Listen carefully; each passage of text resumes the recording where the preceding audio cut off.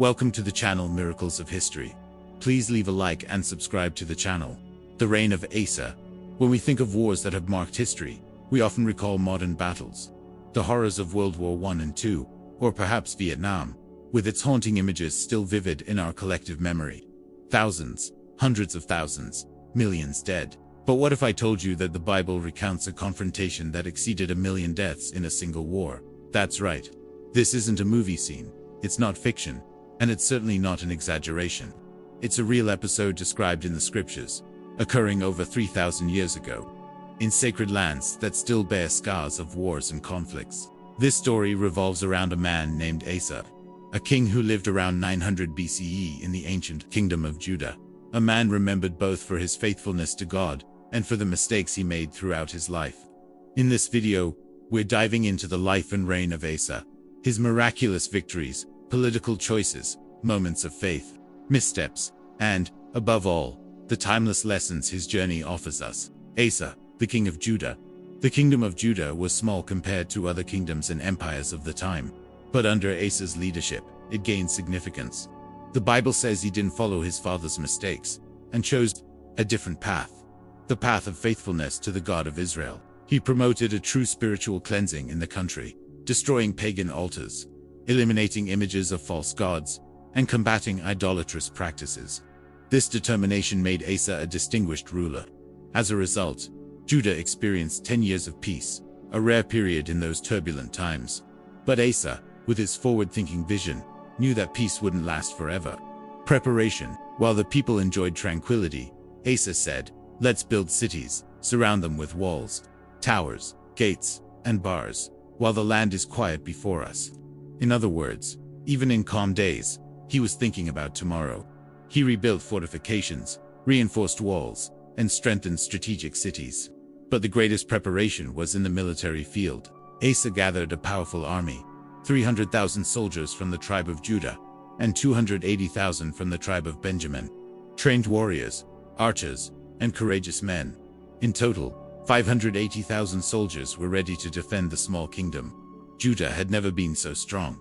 But the biggest challenge was yet to come. The danger from the south. While Asa strengthened Judah, in the south, in Africa, an enemy was rising. King Zero of Cush, traditionally identified as Ethiopia, was preparing his army. And it wasn't just any army. The Bible reports impressive numbers. 1 million soldiers accompanied by 300 chariots.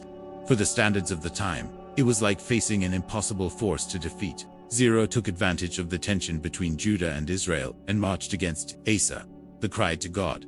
Imagine being in Asa's shoes. You have less than half the soldiers of the enemy. Defeat seems inevitable. But Asa doesn't despair. He kneels and prays earnestly, crying out to the Creator. "Lord, only you can help, whether against many or against few. Help us, O Lord our God, for we trust in you. Do not let man prevail against you." Asa's faith wasn't just religious. It was also strategic. He knew that only a miracle could save Judah. The miraculous battle. And the miracle happened. The Bible narrates that the Lord fought alongside Judah. The Ethiopian army was crushed so overwhelmingly that they fled in despair, being pursued until they had no strength left. Result: 1 million dead. One of the greatest defeats recorded in all biblical history. The small kingdom of Judah, thanks to divine help, survived a threat that seemed impossible to overcome. The praise in Jerusalem. The victory was celebrated in Jerusalem with great joy. Asa and the people offered God 600 oxen and 6,000 sheep in the temple. It was more than a feast. It was a public acknowledgement that the victory came from the Lord. And Asa didn't stop there. He continued steadfast in his mission to eliminate idolatry.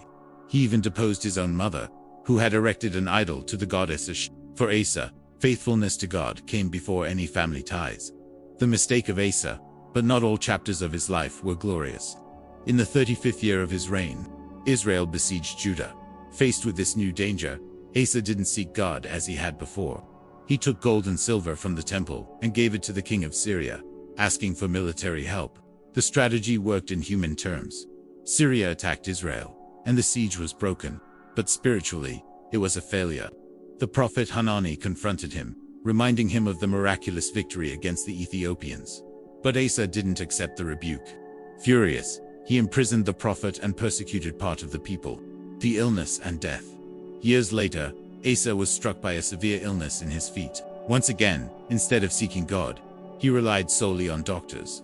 And so, his health deteriorated until his death in the 41st year of his reign.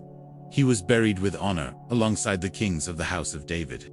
But he left a bitter lesson. He started his life of faith with grand miracles, but ended up forgetting where true victory came from. Conclusion. The story of Asa is both fascinating and tragic. A king who faced 1,000,000 soldiers and won by faith, but who ended his life defeated by his own disbelief. It shows us that it's not enough to start well. Faithfulness isn't just an initial choice. It's a daily, constant decision until the end of life. The reign of Asa echoes today as a warning.